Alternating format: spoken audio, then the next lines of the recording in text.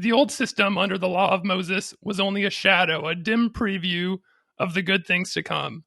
Okay, so this speaks to the verses you just quoted about the old covenant being obsolete and it being irrelevant and not so good in hindsight. And we've talked a lot about this general topic, right? The idea of like the ancient Israelites, they seem to have this picture of God that was so far off, right? You keep saying like that doesn't look like Jesus, that doesn't look like Jesus, right? But this is their picture of God, and they have it apparently pretty far off. If they're offering blood sacrifices, turns out God doesn't even want the blood sacrifices. And then so it got me thinking, okay, so what are the parameters here? Because Old Testament God is very specific about you need to worship the right God, right? If you read the Old Testament, there's a lot of talk about idolatry, of don't worship Baal, don't worship Asherah. It's got to be Yahweh. So he wants to make sure they get his name right, but he's okay with them being off in terms of like his character and what he wants and all this stuff, which seems a little bit strange. It made me think like, so God doesn't care what you think about him as long as you get his name right. He's very particular on his name. Yeah. The name of God is very theologically important, it seems. Mm-hmm. And of course, we know there were all these other tribes that were making blood sacrifices, some animal, probably some human sacrifices as well in Old Testament times, mm-hmm. who were making it to apparently the wrong God. So it made me curious, is God in the Old Testament at least somewhat satisfied with those pagan tribes coming from their limited understanding of who God is, what his name is, what he looks like? What do you think? This is a fascinating question. And I think it applies even in today, right? Because your question, I think, could still apply to someone in a different religion today. Do they get partial credit? I think is your phrase used. Yeah, partial credit. Like, hey, you got some right, some wrong. So I think it's a fascinating question, and I suspect if we were to poll most Christians today and ask, I would guess most Christians would say no, doesn't count. You get no credit. Pass or fail, you failed. You got it wrong, and that there would be this sense of we got it right, and there is a right answer, therefore there's a wrong answer. Other people outside of that. So my guess is most Christianity would say that, or most Christians. This should not surprise you at this point. I'm going to be a little counterintuitive to that. What I would guess most Christians would say, and I'm going to say yes, Jeff. I think God does grant partial credit, however we want to describe it. I think it is very much, God looking at the heart, God looking at what we do with what we know. And I was thinking about this, and it brought me back to a guy we have referenced numerous times on this podcast, my man, C.S. Lewis. There's a book called The Last Battle, which chronologically, not as he wrote them, if we get C.S. Lewis fans here, they're very particular about which order you read them in. Chronologically is the last book. Just curious, Jeff, have you read all the Chronicles of Narnia? Yeah, I think so. I definitely have read Lion, the Witch, and the Wardrobe and Magician's. Everybody's read that book. You don't get credit for that book. Partial credit.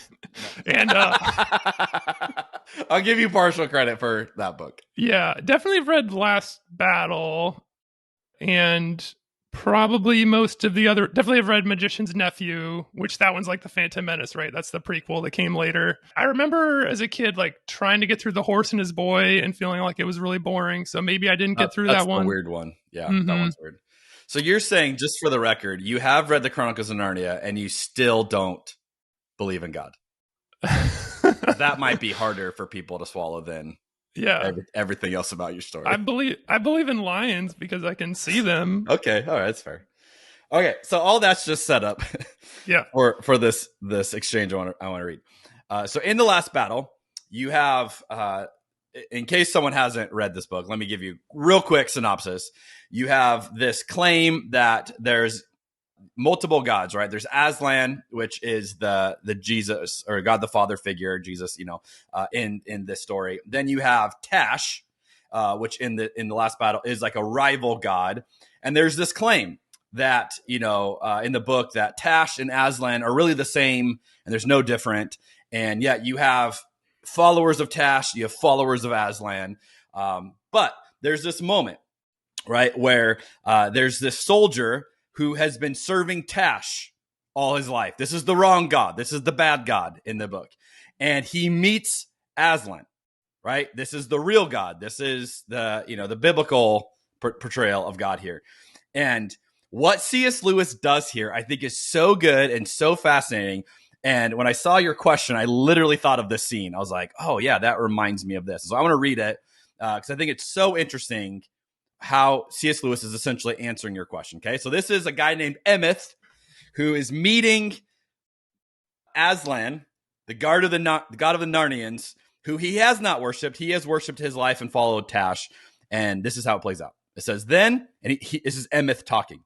Then I fell at his feet, Aslan, and thought, surely this is the hour of death. For the lion, who is worthy of all honor, will know that I have served Tash all my days and not him. Right? He's scared. Like, this lion's going to know I served the wrong God. Nevertheless, it is better to see the lion and die than to be Tisroc of the world and live and not to have seen him. But the glorious one bent down his golden head, he's talking about Aslan, and touched my forehead with his tongue and said, son, thou art welcome. But I said, alas, Lord, I am no son of thine. I don't know why he speaks in King James, but this is in King James talk.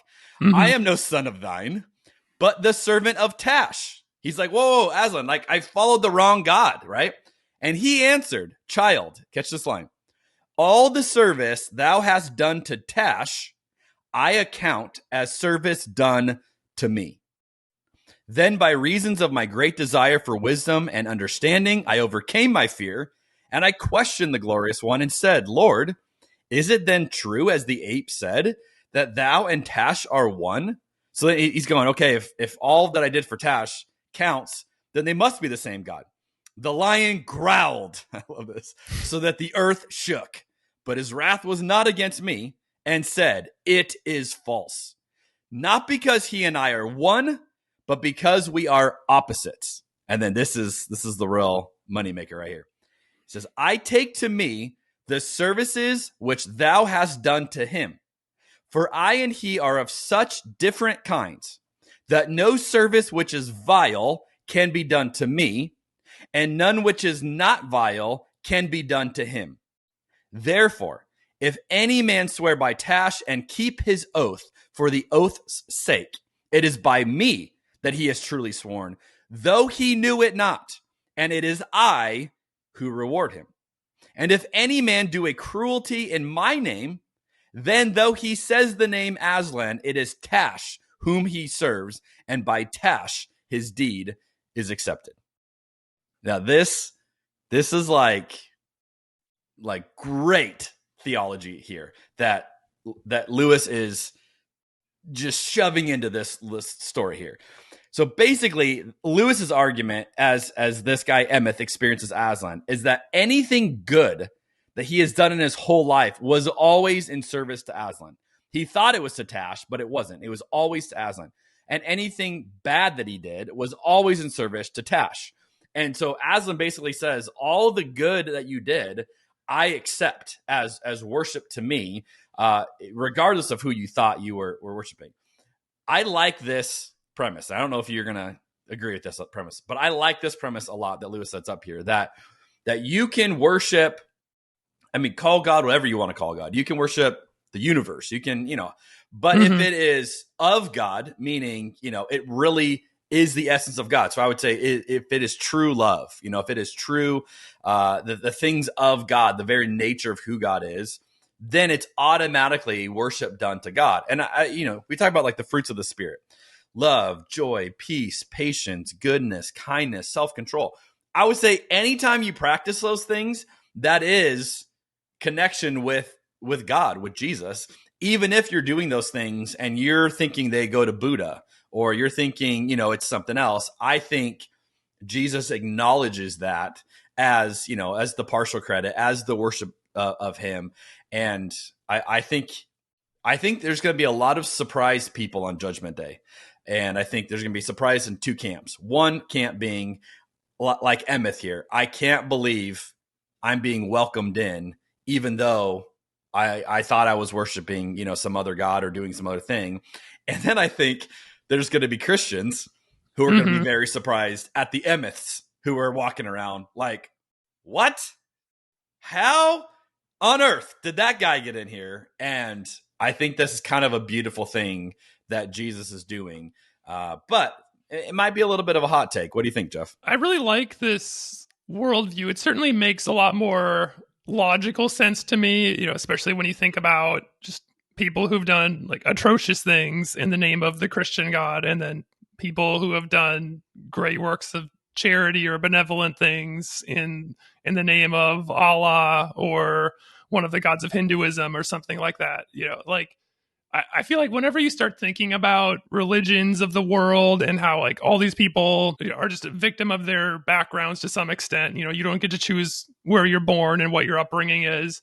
Whenever I start thinking about that, of course, it leads down to this line of thinking of, yeah, God must like judge people based on the information given to them, right? It seems unfair to do otherwise. So it doesn't seem like a hot take in that sense. It seems like a hot take in the sense of, I feel like so many Christians have such an emphasis on you have to have the right doctrine, the right understanding of God. Like, I feel like I've heard some Christians argue like there is no good thing you can do outside of God. Like, if you help the poor, but it's not in the name of Jesus, then that doesn't count as a good thing. Which, I mean, I'm guessing you disagree with that, but I would strongly disagree with that. Yeah. Why do you think that is? I suspect it's similar to, and we've talked about this as well, this idea, if I've done it right, I should have extra reward over Mm-hmm. someone who's done it wrong. So like, yeah, they can get something, they can, experience some God or whatever, some forgiveness, but like I should have some, some advantage because I did it right. It's essentially, Jesus' story about the prodigal son and the elder brother. I think Right. a lot of Christians take on the role of the elder brother when it comes to other people of like, well, yeah, but look, I've been here the whole time. I've been serving God. I've been doing it right. And you're just going to, let someone else in. I think that's why it bothers us. And so the idea that someone wouldn't follow God the way we have, wouldn't do it the right way, which usually we think is our way, right?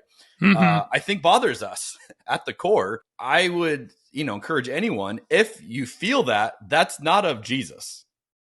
Like that's not a Jesus response to, and even what is it, Luke 20, I believe, where Jesus tells the parable of the workers in the field, and the owner of the vineyard brings people in all day. The punchline of that story is, should you be jealous that I am kind to others? Is like the last line of that I think is so good.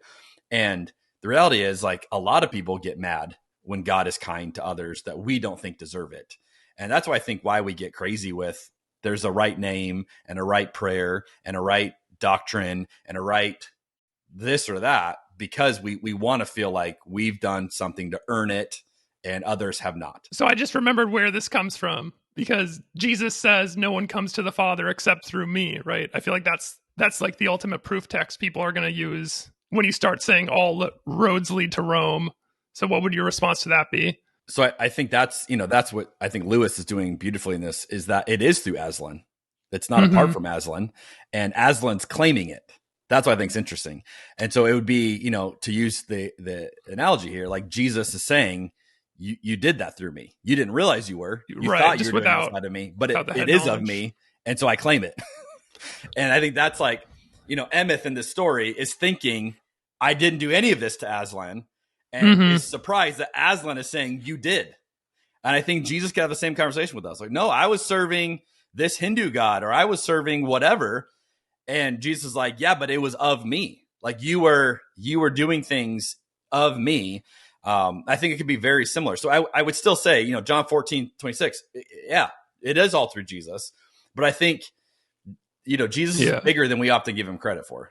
So you're saying, yeah, people will be saved through Jesus without even knowing Jesus in their lifetime. Right. So I don't think anyone's saved apart from Jesus. That's where I would absolutely, I would agree with many people. Like, yeah, there is no saving apart from Jesus. But the nuance there is, I think Jesus is going to do far more saving than most of us realize. I like it. I mean, it sounds good, and it's certainly smooths over some of like things, some of the problems, like the problem of evil and the problem of religious diversity. Like if there is just one true God, why are there so many different understandings of what that God looks like and what he wants and things like that? So yeah, I like it. I have a feeling that if a more conservative Christian were on here, they could or make some arguments and disagree with us, but Well, that and person's not here right now, so we did not give them the microphone. Okay, so here's where I think I would get pushback. Is someone would say, "What's the point of converting people then?" Right. And I get this kind of question often, like, "Well, so what's the point of doing any of this?" Right? Like, I don't think the goal of being a Christian is to convert everyone around you. I think the goal is to introduce people to Jesus and let them experience Jesus however they would. And so this is a real issue for missionaries. And you study this like in seminary. This is one of the things I remember taking classes on. But like a missionary would go, let's say to a Muslim country, and you can think about, like, we're going to go convert Muslims to Jesus. Okay. So let's say in that traditional thinking, you have someone who's Muslim. They say, I want to follow Jesus. Can they be a Muslim Christian, right? Or do they have to denounce everything of their culture and their belief system in order to be a Christian the way you're a Christian? And I think a lot of missionaries have, got this wrong. And I think in more later years have kind of figured out, we can let people come to Jesus in their own way, in their own expression. And I remember, like, on some of the trips I've been on, like short-term trips, I remember one time I think I was in Nepal, and I was at this like church gathering of these Nepali people, and they're singing this song. And, at one point, like the guy looks over at me and he's like, "Why are you not singing the song?" And I'm like, "I don't know this song." It's like, you guys are singing in another language.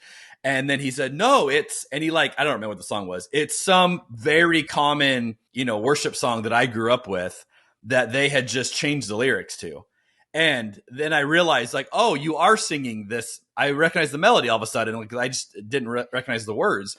But then it actually made me really sad, because I'm like, you've just imported our cultural worship songs and, like, just changed the lyrics. Like, wouldn't it be cooler to have a Nepali expression of worship, that's more true to your music and your culture and your language? And I don't know. So I think that is another maybe tension point here of, we want people to be like us, and that's the essence of converting people.